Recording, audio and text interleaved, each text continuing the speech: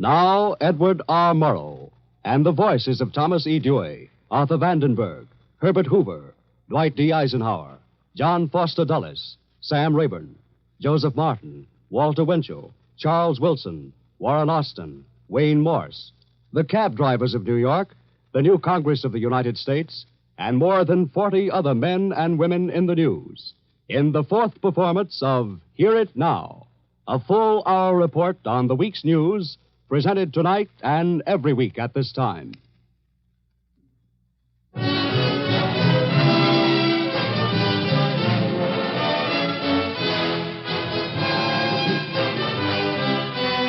Capitol, Congressman Vinson of Georgia. The lines are busy. Will you wait a moment, please? Capitol, Senator Tidings. I'm sorry, we don't have an office for Senator Tidings.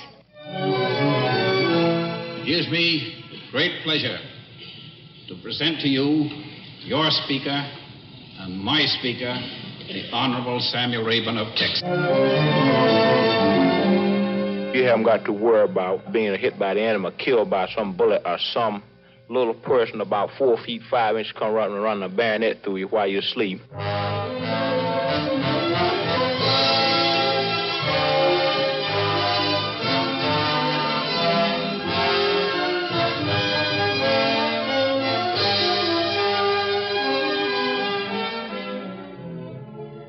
Hear It Now. The Columbia Broadcasting System and 173 affiliated radio stations present A Document for Ear, based on the week's news and the men and women who made it. All the voices and sounds you will hear are real. They are presented as they were spoken, in the heat and confusion of a world in crisis. It is broadcast in the hope that the collection of these scraps of sound into a weekly recorded history may add another dimension to our understanding in the difficult days ahead. Here is the editor of Hear It Now, the distinguished reporter and news analyst, Edward R. Morrow. It was the first week of the second half of the 20th century, and things might never be the same. But the new year came in with the same sounds and excitement as every other year since the advent of radio. Hear it? Those are the last fading moments of 1950. The clock is steadily counting them out. 10 seconds. 5 seconds.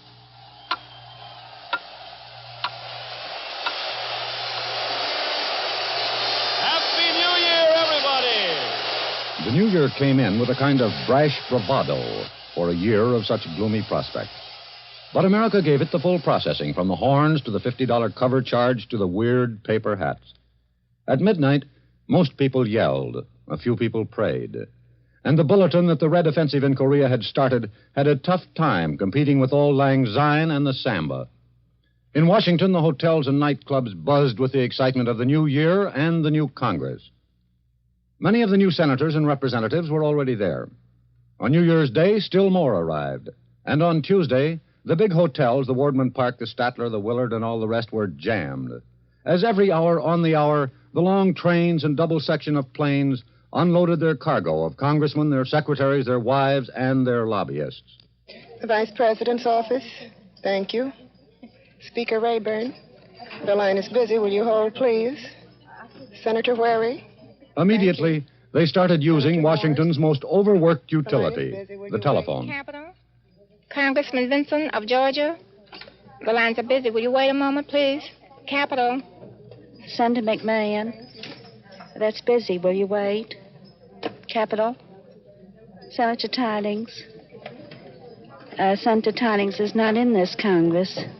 Would you want the member that succeeds him? Capitol. Senator Pepper's office. I'm sorry, we do not have an office for him now. Tuesday was the last day of the 81st Congress. The last hours on Capitol Hill for Millard Tidings, Claude Pepper, Elbert Thomas, Forrest Donnell, and Scott Lucas. They quietly packed their desk sets, gently loaded into packing boxes signed photographs of Harry Truman, FDR, Alban Barkley, and John Nance Garner. And they said their goodbyes to the telephone operators and the elevator operators, and were gone.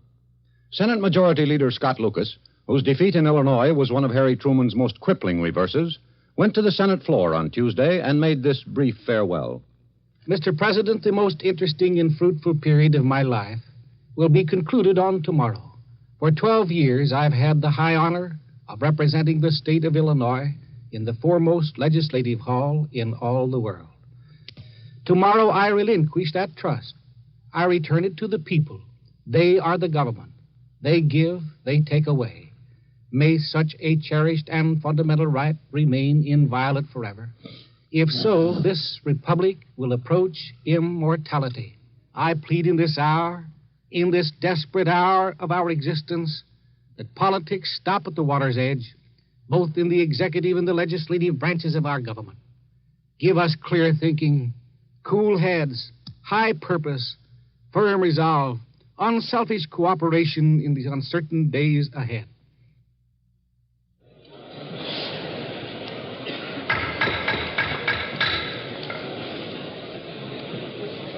Representatives-elect of the 82nd Congress.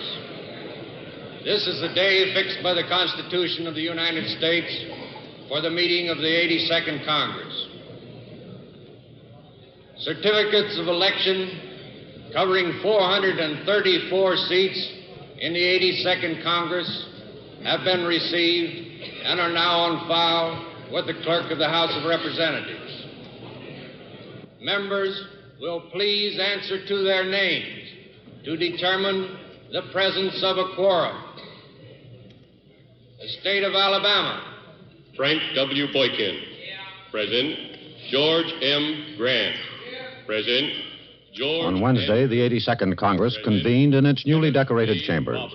The Senate, under the seasoned gavel of Alvin Barkley, selecting Ernest McFarland of Arizona as the new majority leader. The Republicans re-elected Kenneth Wherry of Nebraska to run their show under the watchful eye of Ohio's Bob Taft. In the House, 434 representatives took the oath of office and went through the motions of officially deciding whether Sam Rayburn, Democrat, or Joe Martin, Republican, would be the Speaker. In keeping with the Democratic majority in the House, registered last November, Mr. Rayburn won by the predicted majority, and the defeated candidate, Representative Joseph Martin of Massachusetts, made the customary gesture. Ladies and gentlemen, and my colleagues of the House, it's a privilege for me to hold this exalted position, even if it is only for a few moments.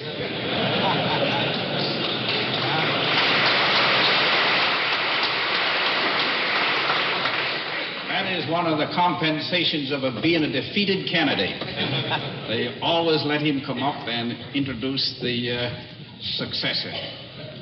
I will admit that several months ago I had ideas, and that perhaps I might occupy this position a little longer than I'm going to today.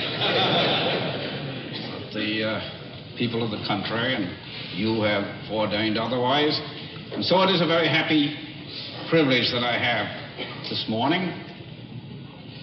10 years ago, members of this House elected a Speaker. He has served with one interruption, which I'm very happy to narrate at this time, too, ever since, and has been re-elected for a 6th term.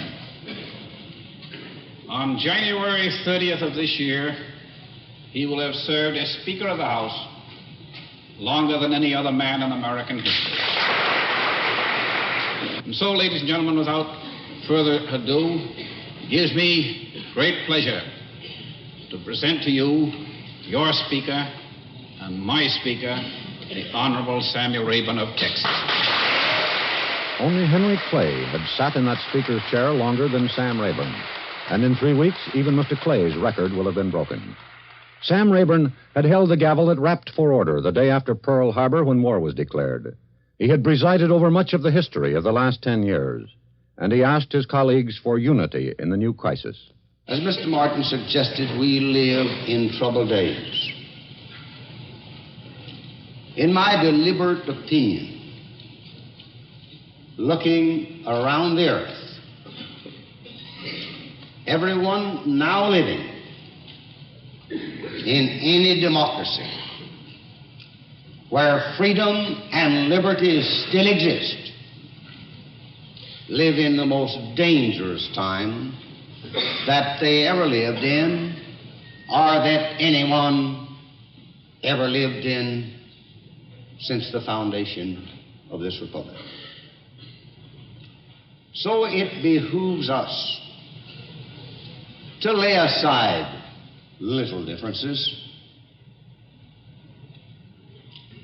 lay aside as much criticism, all criticism that is not constructive, that is not helpful, and all of us join and pledge ourselves that this, the greatest, the freest, and the finest government that ever existed upon the face of the earth shall be strong enough to maintain its liberty and its security. Less than 4 hours after the House installed its new Speaker, it dealt Mr. Rayburn's friend and chief, Harry Truman, his first defeat of the new season. A coalition of Southern Democrats and Republicans combined to give back to the powerful Rules Committee its power to prevent any fair deal legislation from coming to the floor for debate. The vote was 244 to 179. Senator Taft severely criticized the president for not making his State of the Union speech at the opening of the new Congress. Mr. Truman would speak Monday. But even before his speech, it was a foregone conclusion that the major debates and the constant controversy that would rage for the next 2 years in Washington would be on foreign policy. Senator Everett McKinley Dirksen, who had beaten Scott Lucas in Illinois on the issue of the administration's handling of foreign policy, was one of the first to begin the attack. Senator Dirksen. Now, we in Illinois, I think, can be called the original re-examinists, as Mr. Atchison calls it. We called for a realistic examination of all the foreign aid programs. How much of a load can we carry, if we want to put it on the form of a question? How much aid is required? What do we get in return?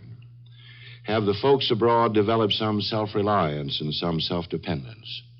Are we just feeding socialism over there?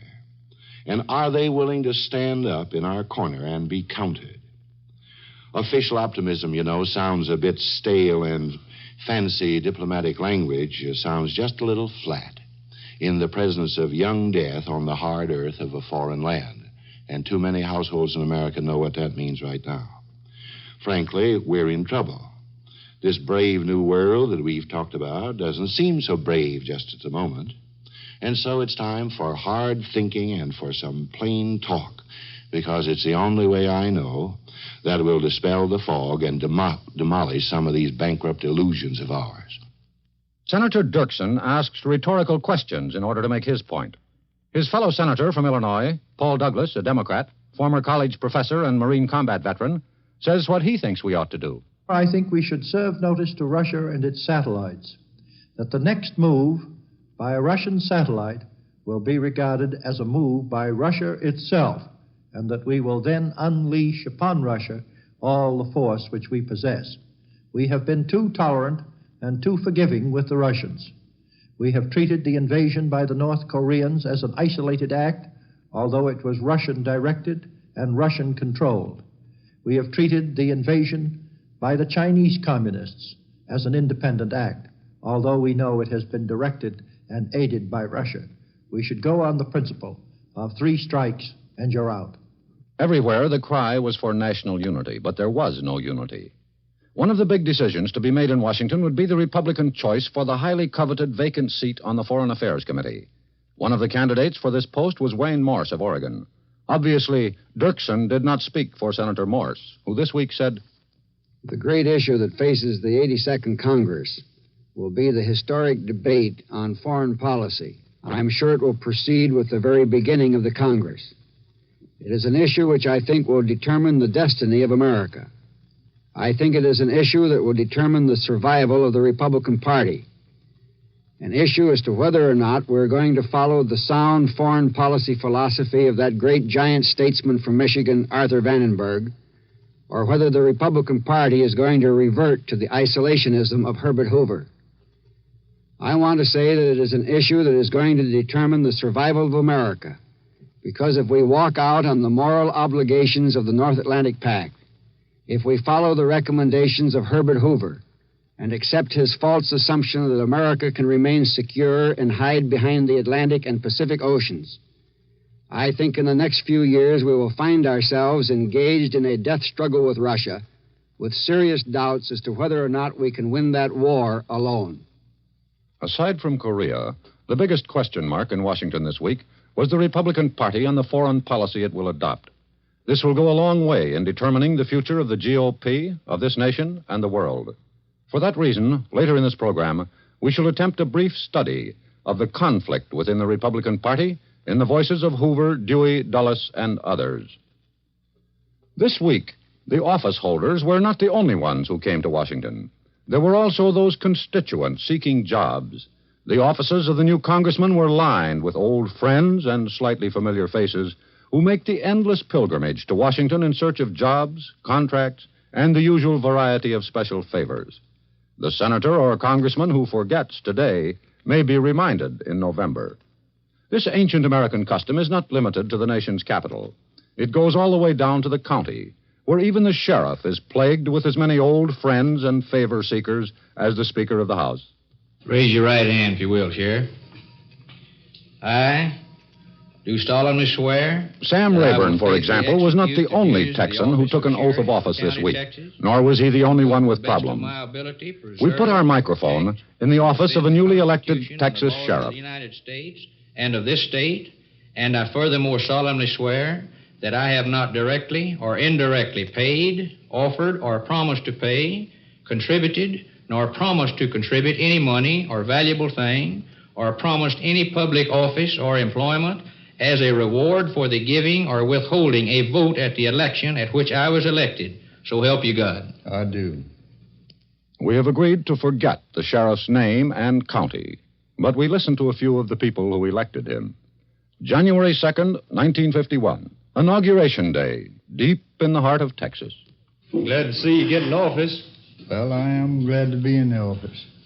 The reason I came in here to see you, besides congratulating you, you know where I live, out here 10 miles east of town. And there's been a little cattle thieving going on out there, and I thought if it's possible to get a special deputy's commission, maybe I might run up on some of them out there sometimes. You know, you can run up on them out there. I want to congratulate you on being restored as sheriff. Also, here the other night, I went out here and got drunk again. Lost my license. I want to ask one favor of you. I want to see if I can get you to help me get my license back. I got a job coming up. Need to drive a truck. Can't get the job, can't get my license back, and I believe you can help. Sheriff, you know me. I live here in the county seat, me and all my folks. We've been living here a good while, and we want to congratulate you as being our sheriff, and we believe you're going to make the best sheriff he ever had. Now, we don't like to ask no special favors, Sheriff, but my brother's up there in jail, and he's charged with being drunk and driving a car while intoxicated. Now, Sheriff, the fact is that he didn't have but 2 bottles of beer, and the charges reads that he was only driving 70 miles an hour. Now, Sheriff, you know our family is good for about 20, 25 votes, and we really did work hard for you. And if you can possibly, Sheriff, we're going to ask that you turn this boy out because he's got a good job waiting for him, and he hadn't been charged with this but once before. And if you can't turn him out, Sheriff, just charge him with a misdemeanor fine, a drunk charge, say about $4 or $5, and we certainly will appreciate it, Sheriff. Well, I'll do my best. I'll talk to the county attorney and see what I can do for you. The sheriff in Texas and the speaker from Texas would have some difficult days in the weeks ahead.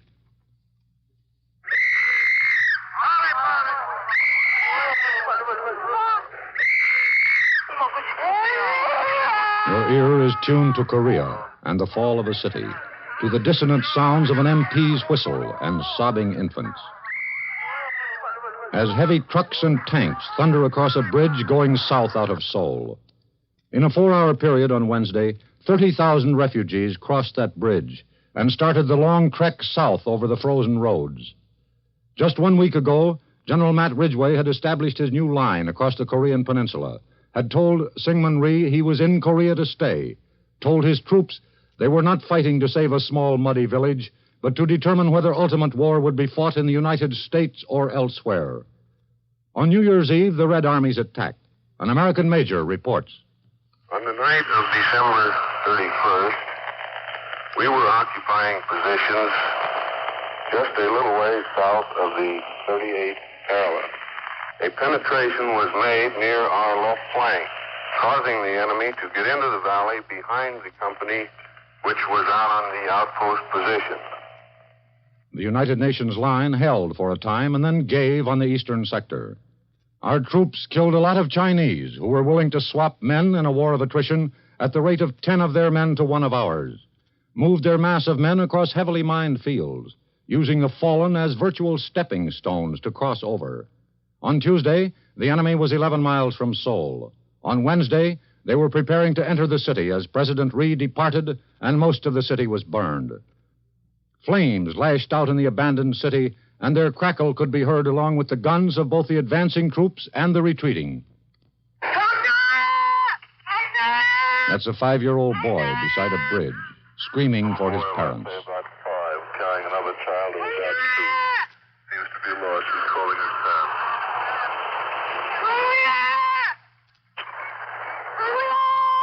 During the week, we lost Seoul, Incheon, Kimpo Airfield. Wonju is under attack from 3 sides. Censorship blankets present positions. During the week, there was the tragedy of defeat and depression and once again exhausted GIs. First they played taps, nice, sweet and clear on a bugle. Then they started on their drums and whistles. And I moved up and looked over the edge, and it looked like they were coming in company formation. So I hollered for the squad. Couldn't contact any of them. And I heard the Chinese going through the other foxholes. Sound like they're getting a big kick out of it, going through the equipment. Later, some more come by. They were searching the bodies, and they felt I was warm. I played dead, but they felt I was warm, and took me out of the sleeping bag, and they searched me and threw me down the road and planted a boot in the back of my head and ground my face in the road. And then they threw me on the stack of wounded. Took a carbine and tried to knock the back of my head in, but I played dead again. He thought I was dead. They went on. I said, God, if it's your will, just leave me get out of here and have anything else. And the casualty list continued to grow. Here, one of the 40,000 casualties talks to those of us sitting comfortably at home. Let's take an example of our poor boys over there in Korea on those tall mountains. Some of them thousands of feet in the air, cold. They work 24 hours a day, and yet we have citizens in the United States work only maybe 8 hours a day, and they complain about 8 hours a day. That's only one way we can lick our enemies pulling together, because it takes work to fight a war. These boys will kindly appreciate you and America will quit grumbling about your working hours and take it with a smile to help them out and bearing content with those. You sleep in a nice warm bed. Well, those boys, oh, they can't do that. Or maybe they have sometimes 2 or 3 blankets to throw on the ground. Time they lay down and go to sleep, there's hit. And some that get to sleep, they never wake up. But to take you a year, you haven't got to worry about waking up in the morning from not being hit by the enemy, killed by some bullet or some little person about 4 feet 5 inches come running a bayonet through you while you sleep. The 419th meeting of the First Committee will come to order. At our last meeting, at Lake Success, the delegates watched the battle maps and saw the UN forces losing their battle. And in the arena of diplomacy, there was defeat and frustration. Sir Benegal Rao of India, who fought the battle for the ceasefire resolution, reported that the Chinese government in Beiping had refused to consider the resolution. And wishes to present its report to the committee. Therefore, I call upon the representative of India. Mr. Chairman, in spite of its best efforts, the group regrets that it has been unable to pursue discussion of a satisfactory ceasefire arrangement. It therefore feels that no recommendation in regard to a ceasefire can usefully be made by it at this time. Mr. Chairman, this completes what the group has to say for the moment. Most of my listeners will probably feel that the report is little more than a record of failure. Well, failure does not mean that the attempt was not worthwhile or that we should not try again if that is humanly possible. At the UN, Warren Austin watched from afar as his old Senate colleagues convened in Washington. His role at the UN was neither a pleasant one nor an easy one. He listened to Soviet delegate Malik's tirade against U.S. imperialism in Korea and then answered him. It is in the face of this new aggression and the atmosphere polluted here this morning by the speech of Mr. Malik that we meet to consult together on what the free world must do next. In the view of my government, aggression must be resisted. There can be no appeasement. If hostilities continue, our troops will fight on in Korea. My government believes, of course, that the position of the United Nations should continue to be one of seeking to achieve its objective in Korea by peaceful means. Accordingly, my government remains ready to engage in discussions with the Chinese Communist regime at an appropriate time and in an appropriate forum.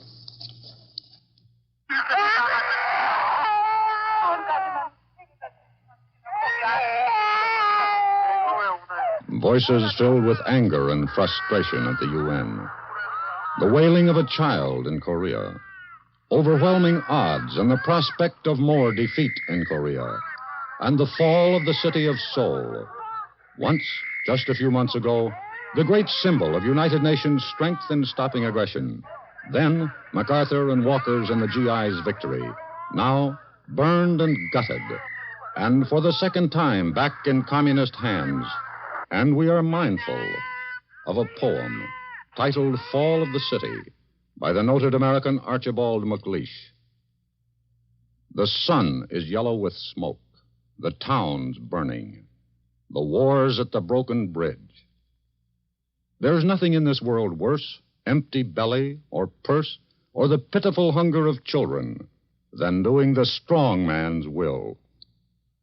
The city has fallen.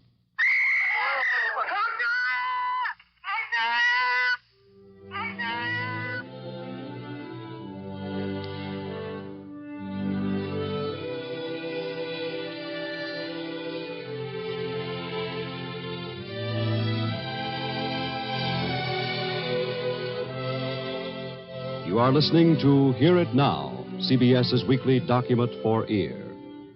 The program continues immediately after this pause for station identification. This is CBS, the Columbia Broadcasting System.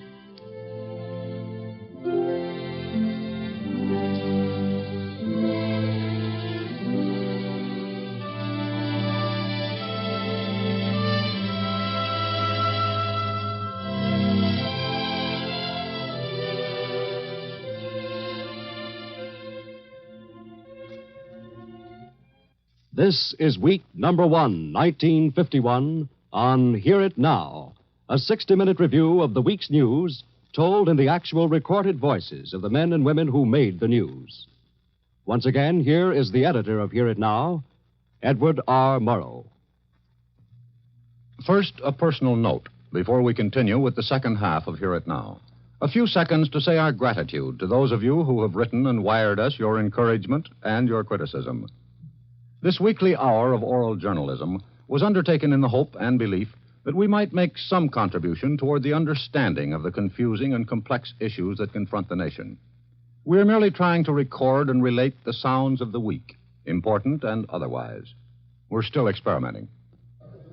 Introducing from Detroit, Michigan, he's wearing purple trunks trimmed in blue.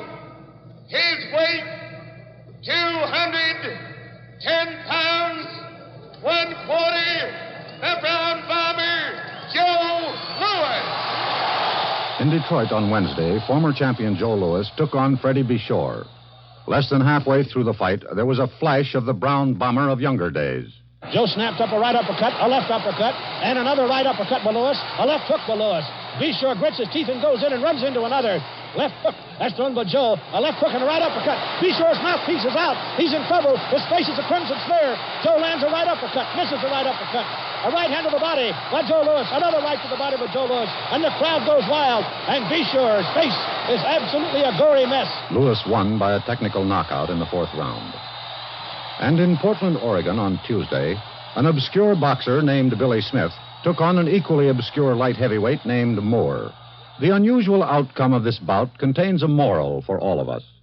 A little more than halfway through the fight, things started going badly for Smith. And in his own words, he's the first to admit it. I get back to my corner, and one said do this, one says do that. Well, you can't fight like that. You have to have a plan to fight. I didn't have a plan. One fella in my corner told me to go out and knock him out. And one other fella says, no, you can't do that to him. You have to be careful because you have to watch him. But we got mixed up somewhere, and we didn't, instead of working together, we were fighting each other. And I got mixed up, confused, and after I knocked him down in that sixth round, I missed a knockout. I come back to the corner, and everybody was excited in the corner, and I was getting smelling salts and everything else, too much of everything. And water was getting poured all over me, and I felt just like I felt real silly. Well, I went out in the seventh and the eighth round. I didn't do any good, so I couldn't. My corner was hollering and screaming this and screaming that. My corner would say, 1-2, Billy. And Archie said, yes, come on, 1-2. Bang, bang. And he hit me with a 1-2. And I said, well, I'm not getting any place like this. And if I keep going like this, I'll just ruin everything. So I said, rather than do that, I'll just turn around and walk out and quit. And that's what he did. He walked out of the ring, confused and disgusted. Any resemblance between Smith and we as a nation is not unintentional. Both have been shouted at. Both have had their battle plans argued over.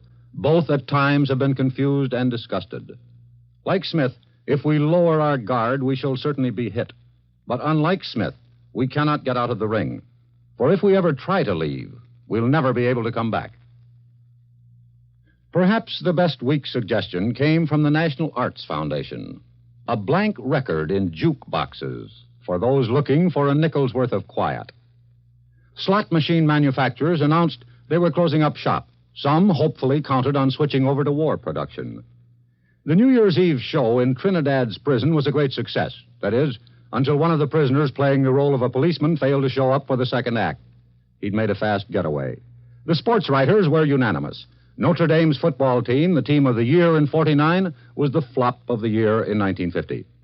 New York's Yankee Stadium played second best to New York's Museum of Natural History. More people visited the museum in 1950 than went to the ballpark. The second oldest gorilla in captivity, the famous Bushman, died in Chicago's Lincoln Park Zoo, a heart attack. He was 22. In Bristol, England, the garbage collectors won a long, hard fight. From now on, they can wear soft felt hats. The traditional old black derby is out, too old-fashioned. In Sheffield, England, a man was arrested for the second time in 6 months on the same charge, breaking the same plate glass window of the local grocery store. He said, "That window, to me, is like a red flag to a bull." The people of Birmingham were panicked out of their wits. Someone told someone else the water supply had been poisoned, and the rumor got out of hand. In Spokane, Washington, the Dynamite Breakfast Food Company lived up to its name. Its plant exploded. In many cities, the nickel phone call will be a thing of the past. It will take a dime, beginning tomorrow, to get a number on the coin machines. Wages of non-farm workers went up $5.70 a week this year over last. But the increase actually meant only 51 cents a week more in spendable income. George Bernard Shaw's self-written obituary will be released in 2 weeks. And in Washington, 85-year-old Adolph Sabath of Illinois, the dean of the House, a veteran of the days of Champ Clark, Bryan, and Teddy Roosevelt, began his 45th year in the Congress of the United States. Mrs.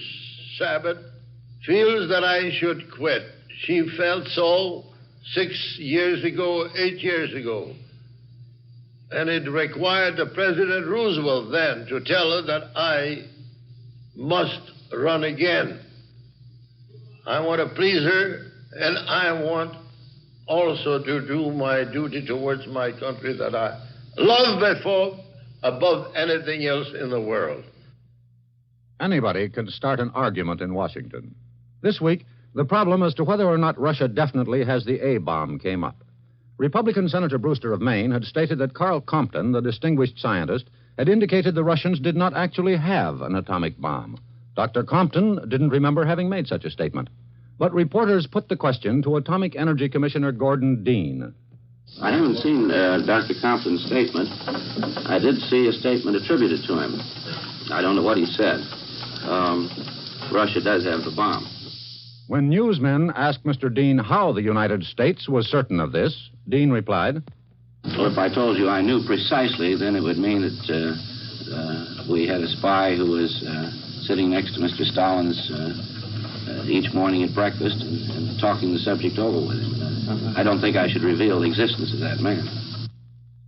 General Ike Eisenhower was in Washington this week for a final round of high-level conferences before taking off for his West European command tomorrow. Here is part of what he had to say. I agree that unless every sacrifice made by America is not matched by equal sacrifices, equal sincerity of purpose in the Western European nations, this thing cannot win. I believe that this movement among the Western democracies, in which I now have been assigned a post, is one for the preservation of peace. If it has a belligerent purpose or attitude, no one has expressed that to me, and I would think it would be defeated from the start. Charles Wilson, who gave up a $275,000 a year job as head of General Electric to mobilize the nation's industries at a lean $22,500 a year, said this. Now, admittedly, we may go through a period of scarcity, but I want to make it clear that it's not our intention, and I hope it won't be necessary to maintain an economy of scarcity. It's been said so often that I presume it will be regarded as trite to repeat that increasing production is one of our most potent weapons with which to fight inflation. And I want to make it crystal clear that we propose to use that weapon to the fullest possible extent. If there was little news in Korea for Doughfoots to rejoice about, there was certainly good news for them from Cincinnati. This is Mrs. J.F. Brammer speaking as president of the Cincinnati and Hamilton County chapter of the Women's Christian Temperance Union. Ohio is the first state to send the juices over. Ohio is the crusade state of the WCTU. We'll continue to send the fruit juices. The boys of the 8th Army heard about the shipments of grapefruit and pineapple juice that were coming their way. They thanked the ladies for them, and they made only one slight suggestion. Mrs. Brammer of the WCTU reads the message she received from Korea. The other day, a letter was received from Korea reading, Dear ladies of the WCTU, it said, we, the men of the 76th ECB Engineers Combat Battalion, really do appreciate the fruit juices you are sending over here in place of beer. It doesn't quite take the place of beer, but you can get a better buzz on with it. We just add a little yeast and sugar to it, heat it on the stove, and get some of the finest wine ever brewed. As yeast and sugar are scarce over here, we would appreciate it very much if you would send some with the next shipment. Thank you very much, and keep the juices coming our way. You're about to hear the voices of Walter Winchell and Joseph Alsop. Both are newspaper men, both widely read, and Mr. Winchell is perhaps the most listened to news broadcaster on the air. They are both quoted here now because columns of theirs this week reached millions of their own readers and listeners and very few of each other's. They represent two different shades of United States thinking. First, Walter Winchell as broadcast over the ABC network and printed by the New York Mirror the next day. Mr. and Mrs. United States, the truth is, ladies and gentlemen, that in the secret history of the world, our final power was never greater, and our national honor was never brighter. The fact is that our secret weapons are so powerful that out of common humanity, we will not use them except in extreme necessity. Our nation can defeat any other nation or combination of nations in the world if it comes to a matter of survival.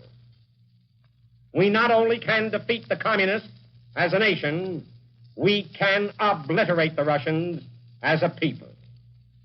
In our secret arsenals, we have enough deadly weapons to remove every Russian city of over 100,000 population from the map. In easy striking distance of our foreign bases, we can vaporize 50 million Russians in one mass bombing. We could incinerate the Kremlin faster than we could free Korea. But of the 50 million Russians we could kill at will, 25 million would be children. And it is not in the tradition of American arms to attack babies. Mr. Joseph Alsop, together with his brother Stuart, writes a syndicated column that appears in the New York Herald Tribune and many other papers throughout the country. He began one column by paying his respects to his dateline, Washington, D.C. This squalid city currently resembles nothing so much as a drunken beach picnic, continuing in full course, its members reveling, quarreling, gormandizing, and making fools of themselves long after the hurricane warning has been given. And then Mr. Alsop proceeded to discuss the gravity of the world situation as he sees it.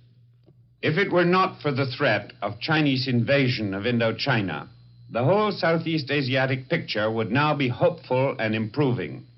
Even in Indochina itself, there has been an important response since the French have at last made the concessions to native nationalism that should have been made 3 years ago.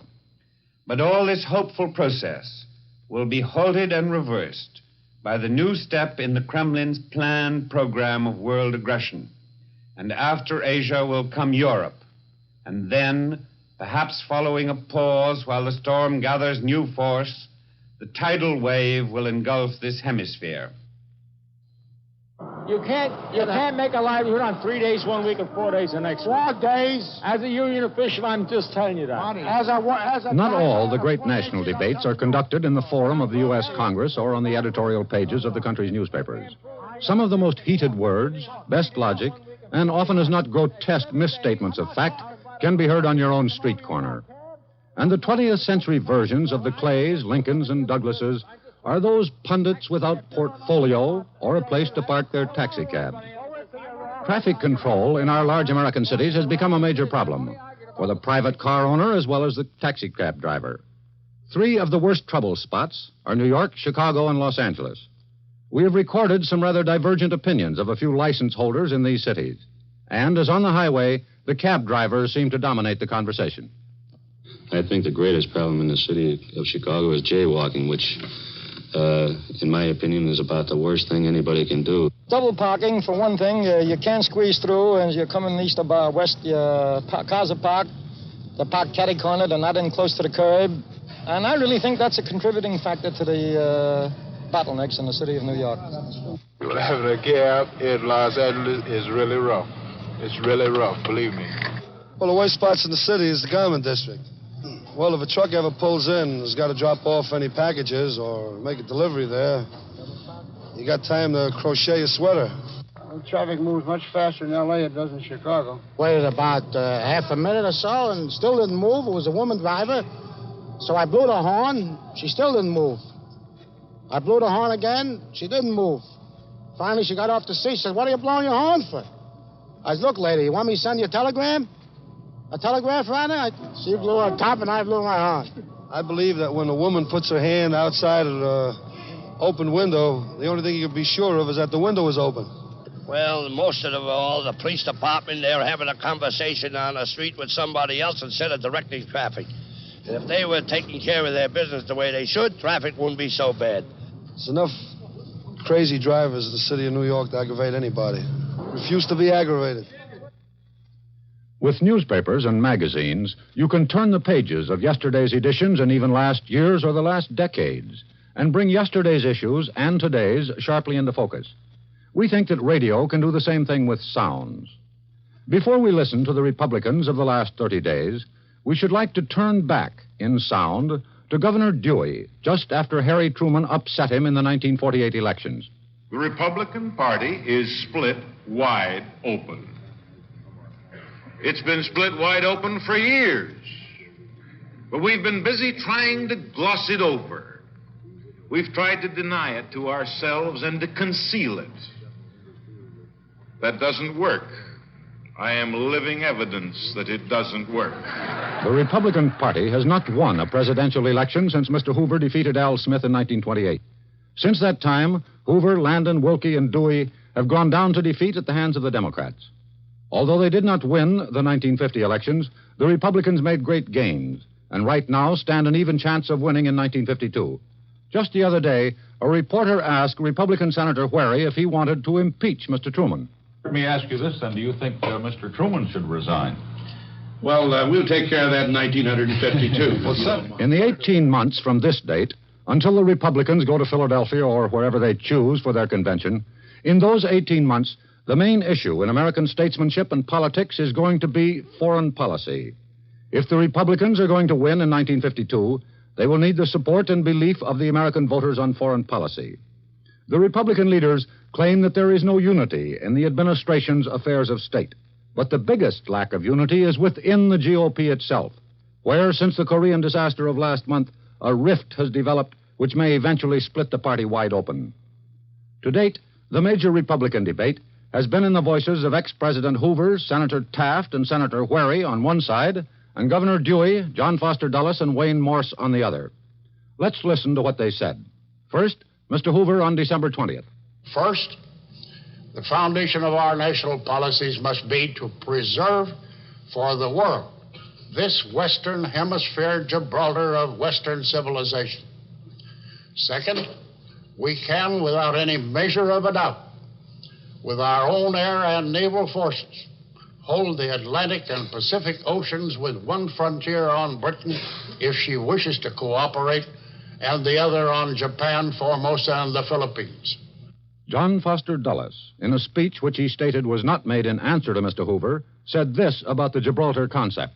You can plan on paper what it seems ought to be an impregnable defense, a China wall, a Maginot Line, a Rock of Gibraltar, an Atlantic and Pacific moat.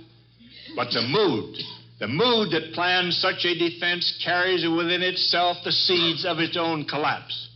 A defense that accepts encirclement quickly decomposes. That has been proved 1,000 times. A United States that could be an inactive spectator while the barbarians overran and desecrated the cradle of our Christian civilization would not be the kind of a United States which could defend itself. Mr. Herbert Hoover on Europe. Therefore, to warrant our further aid, they should show that they have spiritual strength and unity to avail themselves of their own resources. But it must be far more than pacts and conferences and paper promises and declarations. Today, it must express itself in organized and equipped combat divisions of such huge numbers as would erect a sure dam against this red flood. And that before we land another man or another dollar on their shores. Otherwise, we shall be inviting another Korea, and that will be a calamity to Europe as well as to us. Our policy in this quarter of the world should be confined to a period of watchful waiting without ground military action. Governor Dewey, in what many have called the best speech of his career. By the swift acceleration of the draft, the United States Army should be brought to a strength of not less than 100 divisions in being. At the earliest possible moment, the Air Force should be brought to at least 80 groups. The United States Navy should be taken out of mothballs and recommissioned without delay. We can beat Russia 5-1 in production, but we can't save our freedom with automobiles or washing machines. The latest contribution to this fierce debate came this afternoon when Senator Taft made a 10,000-word speech to the Senate on his foreign policy views. For 1 hour and 10 minutes, he offered his views. Without authority, the president involved us in the Korean War. Without authority, he apparently is now adopting a similar policy in Europe. We may have been sucked into the Korean War by the Russians. The United Nations Charter was violated when the United States forced action on the majority.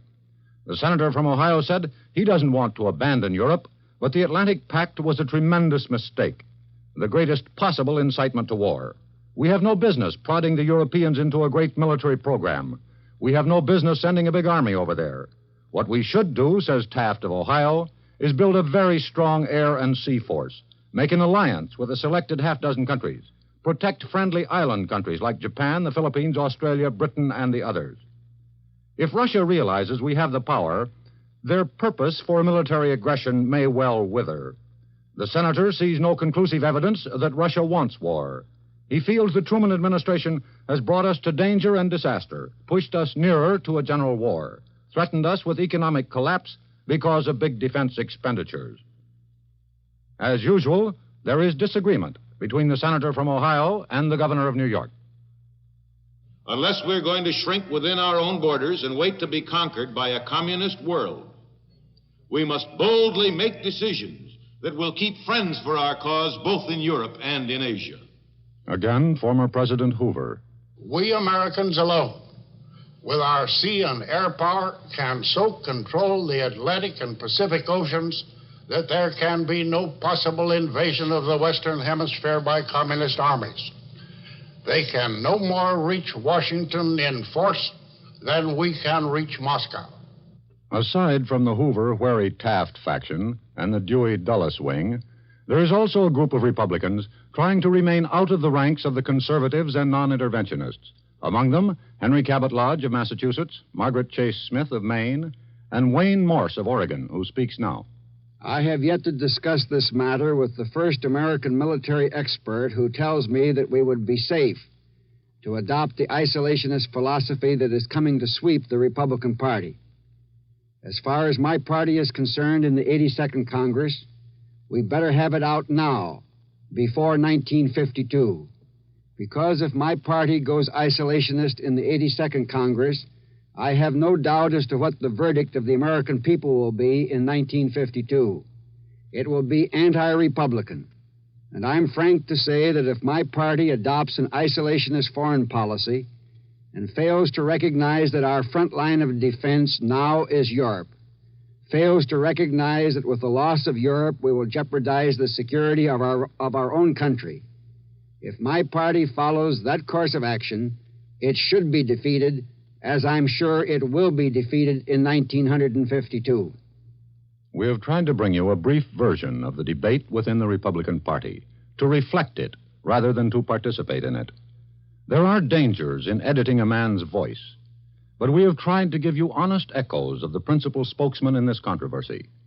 One powerful, persuasive voice is missing, that of Senator Arthur Vandenberg, the senior senator from Michigan, who is ill in Grand Rapids and who may not be able to resume his seat in the Senate. During the period from 1946 to 48, it is probably true that the administration could not have carried forward any foreign policy without the active aid and participation of Senator Vandenberg. He was disposed to consider national rather than political destiny. Men of goodwill of both parties may well join in the hope that the counsel and courage of Arthur Vandenberg will again be available to his fellow countrymen. We do not know precisely the position he would take in this current controversy, but he is a steadfast man, slow to anger, calm in crises. We thought it appropriate to conclude this examination of Republican foreign policy with a brief excerpt from one of Senator Vandenberg's last speeches, delivered at Ann Arbor, Michigan, just about a year ago. When liberty under law becomes a universal concept, when it totally substitutes for the ugly mandates of jungle force, there will be, at long last, dependable peace for free men in a free world. When peace responds to international justice instead of international politics and international force, durable peace will bless the earth. That is our common overriding aim in the United Nations, which, despite all obstacles, is still the world's best final hope for the evolution of peace, justice, and security.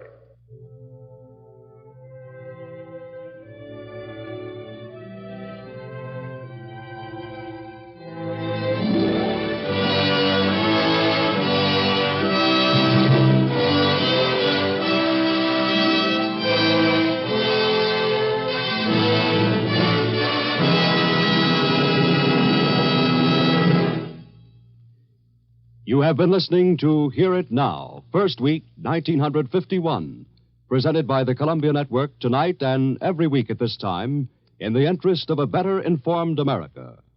All the sounds and voices were real and were recorded on the scene of history in the making.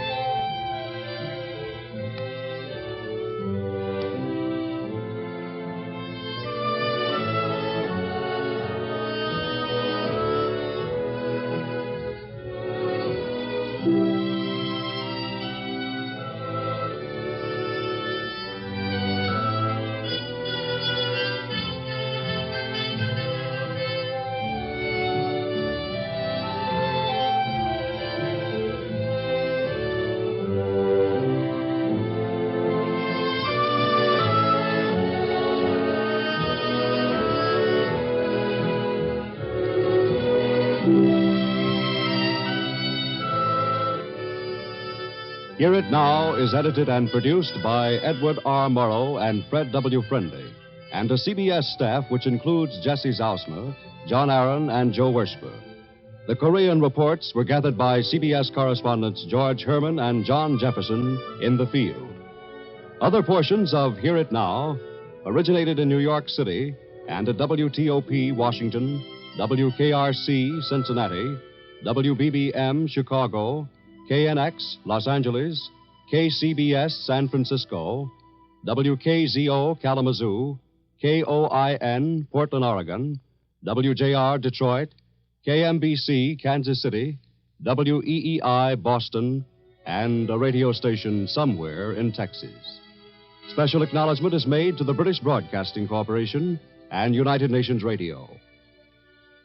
Edward R. Morrow can be heard each weekday evening at 7:45 Eastern Standard Time over most of these same CBS stations.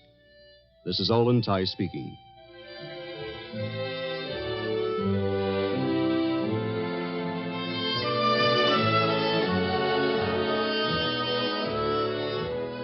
It's amazing the things habit can do for one. We get dressed every morning without thinking about it at all. We can walk down the street, get on a bus, and find ourselves at work without having paid much conscious attention to the process at all. Habit does it. Habit helps us accomplish things with half the effort, and often in half the time. That's why it's important to get that business of saving over into the habit category. And the easiest way to do that is to start saving by the system that makes it a habit automatically.